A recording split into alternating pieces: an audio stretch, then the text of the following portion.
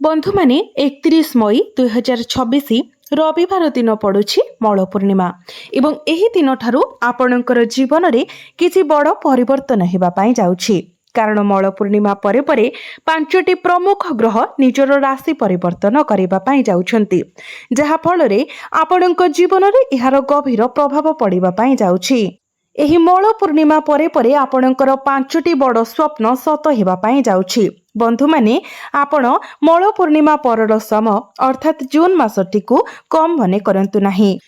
पूर्वर आपण करिथिबा प्रत्येक प्रयास भूल हेबा परि मने हेउथिला। बारंबार प्रत्येक कार्य 99% रे अटकी जाउथिला। आपणकर प्रगति कईछ परि गति रे चालुथिला। एपरि लागुथिला जेपरि आपणक जीवन कोनोसी प्रकार रे फसी जाइछि, जेपरि एहा एक जाल रे फसी जाइछि। एहा व्यतीत आपण निज प्रियजनक ठारू मध्य विश्वासघातकर सम्मुखीन होइथिले। केही आपणको बुझिबाकू सक्षम नथिले। आपण हेउछन्ति सिंह राशिर व्यक्ति विशेष। आपणकर शासक ग्रह हेउछन्ति सूर्य। जेतेबेले लोक माने आपणको देखन्ति से माने भाबन्ति आपण निश्चित भाबरे प्रकृत रे जणे भाग्यवान व्यक्ति। आपणको जीवन रे कोनोसी दुख किंबा कष्ट नाही। बाहरे समस्ते आपणको शक्तिर एक प्रतीक भाबरे देखन्ति, किंतु आपणक भितरे गभीर भावरे एक ज्वालामुखी फुटुछि। जंत्रणा एवं कष्टर एक ज्वालामुखी, जहा सहित आपणक मन भितरे अनेक आभ्यंतरीण द्वंद्व सृष्टि हेउछि। केही एपरि कि आपण निजे मध्य केबे केबे केवल आपणको देखि आपणकर मन एवं जीवन भितरे घुरी बुलुथबा चिंताधारा एवं भावनार परिमाण को प्रकृत रे बुझी पारंती नाही। किंतु मने रखंतु एही जून मास आपणक जीवन रे गोटिए बड़ परिवर्तन आनिबा पई जाउछि। आपणक राशिर अधिपति सूर्य आपणकर एकादश भावरे प्रवेश करिवे, लाभ भावरे प्रवेश करिवे। तो निश्चित भावरे आपणक पई आर्थिक लाभर द्वारा खोली जिवो। अन्य शब्द रे आपण प्रचुर लाभ पाइबा पई जाउछंती। जदि आपण स्टॉक मार्केट रे किछि इन्वेस्टमेंट करूछंती किंबा रियल एस्टेट रे इन्वेस्ट करूछंती किंबा अन्य कोनोसी स्थान रे टंका निवेश करूछंती एवं बहुत समय धरि कोनोसी लाभ देखि नांती, तो ए जून मासरे लाभ पई उत्कृष्ट संभावना रहिछि। आपण गोटी छोट आवास रो मध्य यथेष्ट लाभ पाइबार आशा करि पारिबे। एबे आगको आपणको पई आउ केउ सब शुभ खबर अपेक्षा करी रहिछि से विषय जानिबा पई आपण माने सर्वप्रथमे वीडियो को लाइक करी चैनल टी को सब्सक्राइब करी दियंतु एवं कमेंट बॉक्स रे भक्ति एवं श्रद्धार सहित जय श्री विष्णु जय मां लक्ष्मी अवश्य लिखंतु।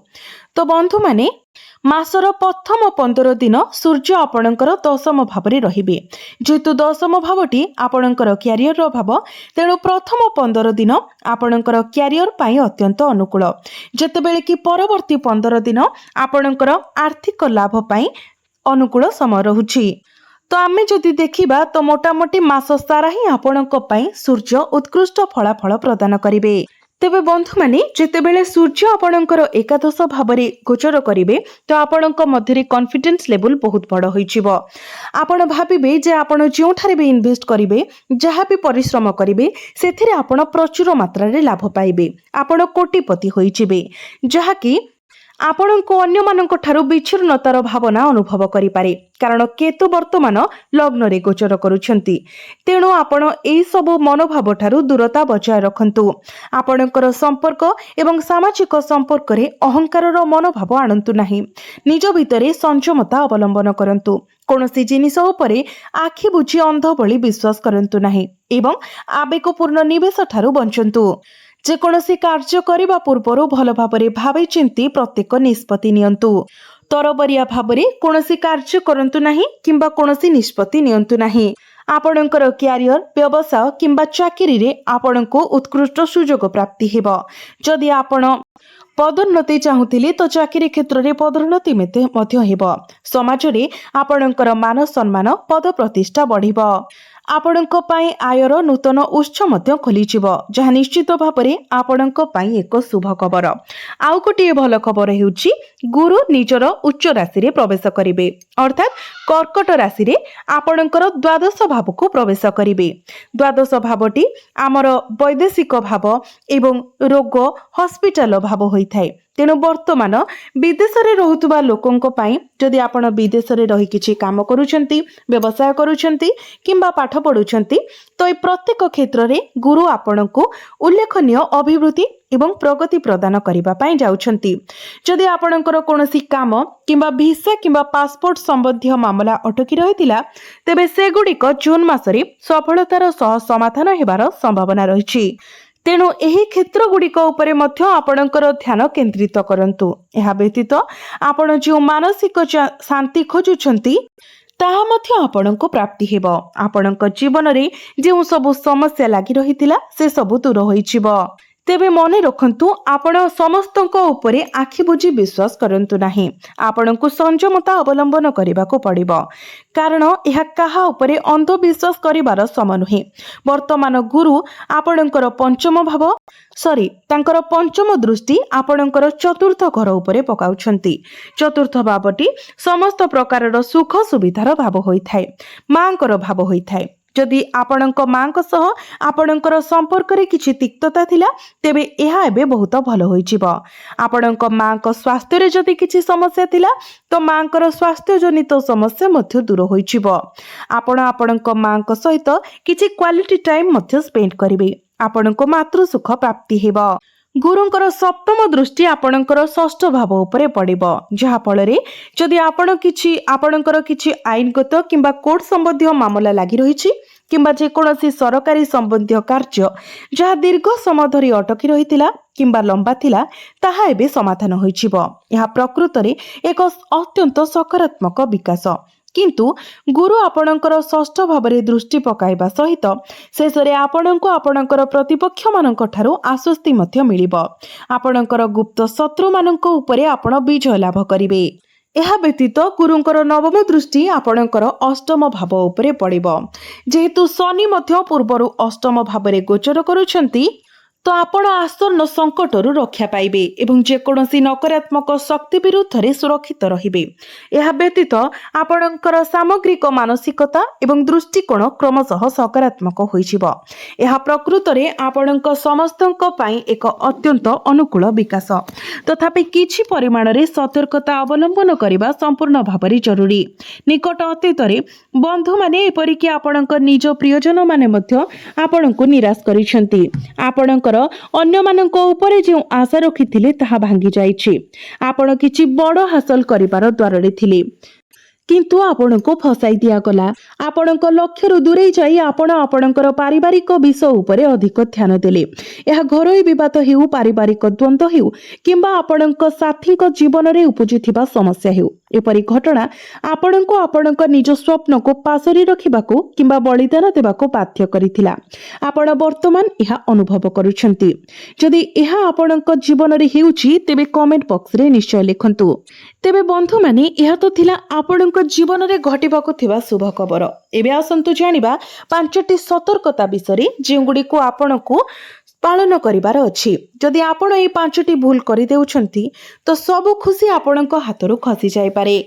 तो बंधु माने जेहेतु सूर्य हेउछंती आपणक राशिर अधिपति तो आपण केतेक समय बहुत आग्रही एवं एग्रेसिव होइछंती। जेतेबेले आपण आपणकर जीवन रे हठात चैलेंज रो सम्मुखीन होंती, आपण हठात प्रतिक्रिया प्रकाश करंती एवं तुरंत पदक्षेप नियंती। उदाहरण स्वरूप आपणक जीवन सुरुखुरु रे चली पारे एवं एबे सब किछि संपूर्ण भलो चलीछि। तथापि आगामी दिन रे आपण एपरि निष्पत्ति नै पारंती अप्रत्याशित भावरे जहा आपण आशा करि नथिले। आपण एक महंगा जिनिस किनि पारंती, कहा सहित संपर्क छिन्न करि पारंती, एक नूतन संपर्क गढ़ी पारंती किंबा कोनोसी यात्रा आरंभ करि पारंती, हुएत विदेश यात्रा मध्य करि पारंती।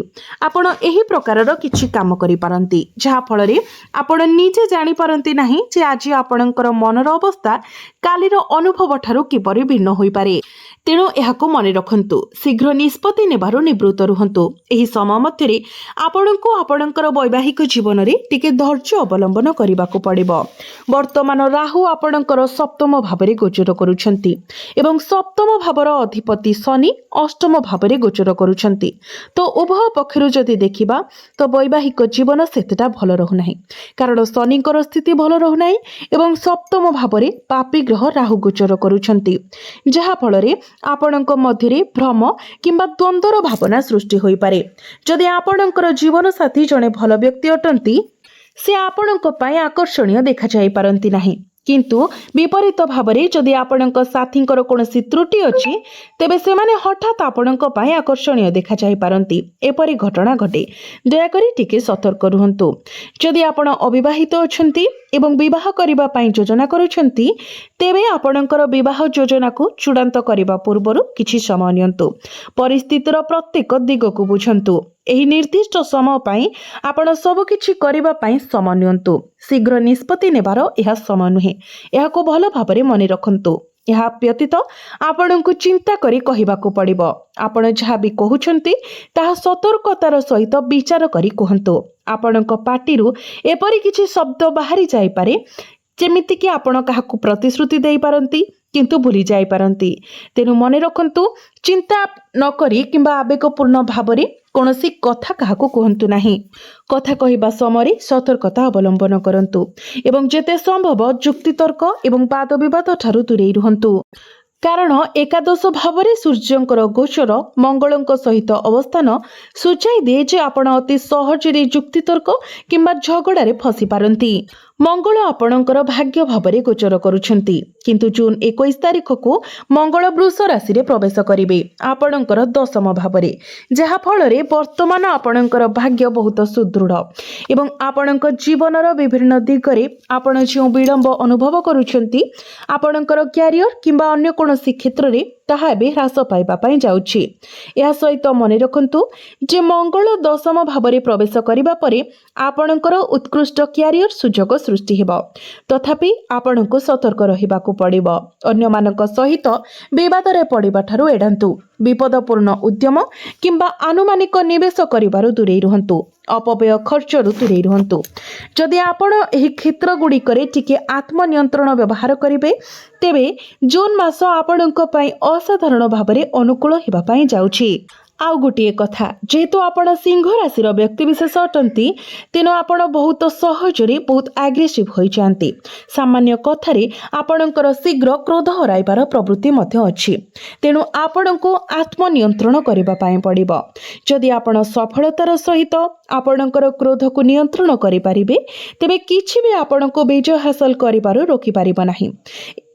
ତ ବନ୍ଧୁମାନେ, ଆପଣମାନେ ନିଶ୍ଚିତ ଭାବରେ ବୁଝିପାରିଥିବେ ଯେ ଜୁନ୍ ମାସଟି ଆପଣଙ୍କ ପାଇଁ ସଫଳତାର ମାସ ହେବା ପାଇଁ ଯାଉଛି। ଆପଣଙ୍କୁ କେବଳ କିଛିଟା ସତର୍କତା ଅବଲମ୍ବନ କରିବାର ଅଛି। ଯଦି ଆପଣ ଏହି କଥାଗୁଡ଼ିକୁ ମାନୁଛନ୍ତି, ନିଜ ଜୀବନରେ ପାଳନ କରୁଛନ୍ତି, ତ ସଫଳତା ନିଶ୍ଚିତ ଭାବରେ ଆପଣଙ୍କର ହିଁ ଅଟେ ଏବଂ କୌଣସି ଶକ୍ତି ଆପଣଙ୍କୁ ସଫଳତା ପାଇବା ଠାରୁ ଅଟକାଇ ପାରିବ ନାହିଁ। ତ ବନ୍ଧୁମାନେ, ଆପଣଙ୍କର ଜୀବନ ମଙ୍ଗଳମୟ ହେଉ, ଏହା ହିଁ ଈଶ୍ୱରଙ୍କ ନିକଟରେ ମୋର ପ୍ରାର୍ଥନା। ଧନ୍ୟବାଦ।